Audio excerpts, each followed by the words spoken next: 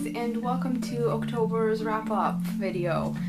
This was a very fun month, a very great reading month. I read only horror and dark themed novels, which was really fun. I hadn't read horror in quite a long time and I got really excited and I really enjoyed it. And I want to give a big thanks to Estelle from Odamenta and Nicole from Nicole's Adventures in SFF for organizing a really fun month challenge on the Goodreads BookTube Reading Buddies group. I read a total of 7, I wouldn't call them novels because they're not all novels, but you know, 7 books including short stories and novellas. I started the month off by reading Salem's Lot by Stephen King. This was a really fun read for me, and this was my first Stephen King book in a long time, and it made me realize how much I missed Stephen King's writing and characters and stories. I have a review posted for this, so I won't say too much about it. It's about a writer who goes back to his hometown in Maine trying to get inspired for his new book, and weird things start to happen there. I gave this book 5 out of 5 stars. I really love Stephen King's world creation and character building, and it was really great to read and a really great start off month. The next book I read in October was The Woman in Black by Susan Hill. This is actually a novella, not really a novel. And I also have a review posted for this, so I won't say too much. This book is a little creepy tale about a solicitor who goes to the Ilmarsh house, the house of one of his former clients, to solve her affairs after her death. It has really beautiful imagery and it has really creepy atmosphere. I really enjoyed this. The only thing that I didn't enjoy at times were the language it used was a bit sophisticated. And maybe because I'm not a native English speaker, I ended up giving this book 4 out of 5 stars on Goodreads, and I really enjoyed it. These first 2 books that I read, part of my pile for the SpookyBRB challenge. Out of 5, those were 2. The next book I read is not part of the challenge, just something I picked up on my own, and that is Lost Souls by Poppy Z. Brite. This is a vampire tale, but it's more of a modern vampire tale. The Poppy Z. Brite's take on vampires is very different than the traditional take on vampires. Here, vampires are a specific race. They're not turned by being bitten. They are born as vampires. They're immune to crucifixes and immune to sunlight and garlic and all the traditional methods of getting rid of a vampire. The main character of this book is a vampire, but he doesn't know it at the beginning because he was given up as a baby to try to be kept away from his dark path.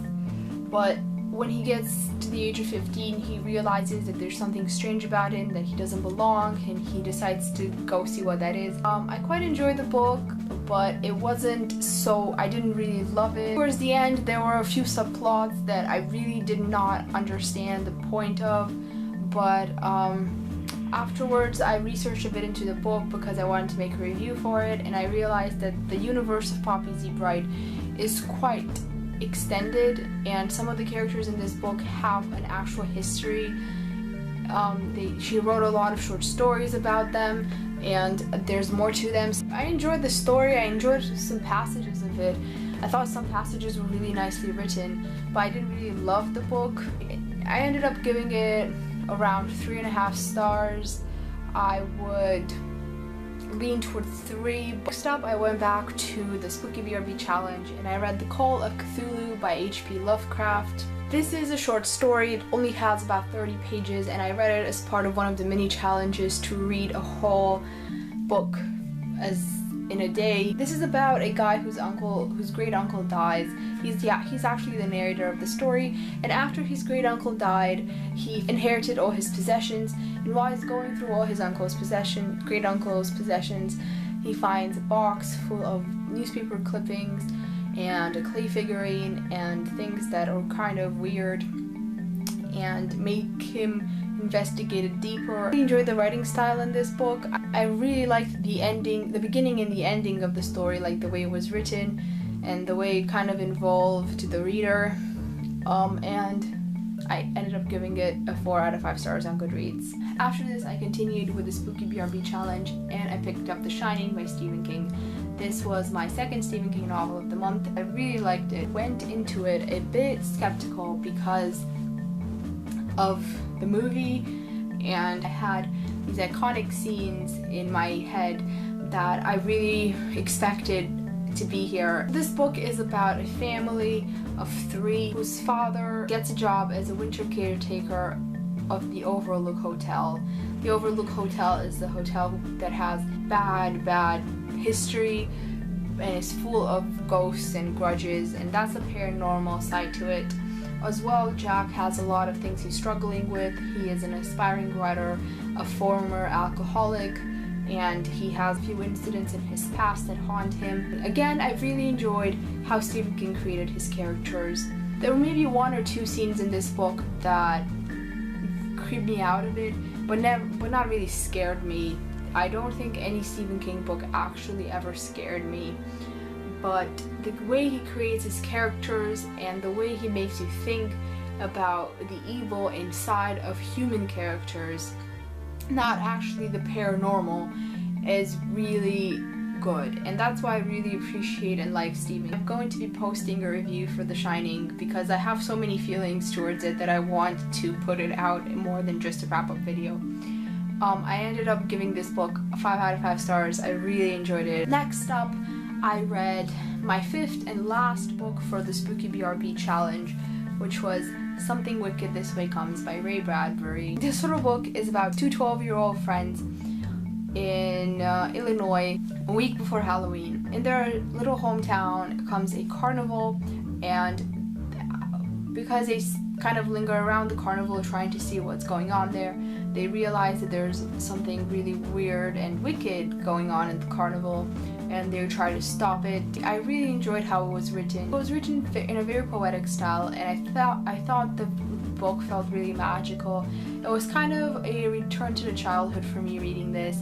The friendship between the 2 main characters, the 2 boys, Will Halloway and Jim Nightshade, made me really reminisce about my friendship with my best friend when I was 12, and we were like that, doing everything together, running around, just kind of doing really weird things, going in search of adventure. I also really liked the relationship between Will and his dad. I gave it 4 out of 5 stars on Goodreads, and that was because the story did drag a little bit, and there were parts in it that were just too long. I decided to pick something Japanese. I went for One Missed Call, the manga. This one read really fast. I read this in like 2-3 hours. This is One Missed Call 1 and 2, so it's 2 stories. It's the first one and the sequel in the same book. For those of you that are not familiar with the One Missed Call franchise, this is about a death call that spreads like a virus in Japan. Basically, people will receive a call on their cell phone from themselves as a missed call, and when you hear the message left, you can hear your own death, or you can see a picture of your own death, and then that just keeps spreading to other people's cell phones. It was made into a movie franchise. I enjoyed the manga. The first One Missed Call was really nice, and it wrapped up really well. The second One Missed Call, to me at least, it felt a little bit all over the place. It's a direct sequel to the first one. It tries to explain more the events in the first one. It's set a year after the events in the first One Missed Call, but I did not understand what it was doing. It created a much bigger story than it needed, I think, and it didn't really wrap up at the end properly. I didn't really get it. For that reason, I gave it 3 out of 5 stars on Goodreads. So that was it for my October wrap. Thank you guys so much for watching, and let me know if you guys had a really fun Halloween and what you guys read this month, and if you enjoyed it, if you read any of these books and what you think about them. Also, before I finish this video, I have a really fun announcement to make. I am going to be part of a live show tonight. I guess this is quite late to announce. It starts at midnight in Romania, 10 p.m. in London time, and 3 p.m. in California time, and like 5 p.m. Florida time, in that area.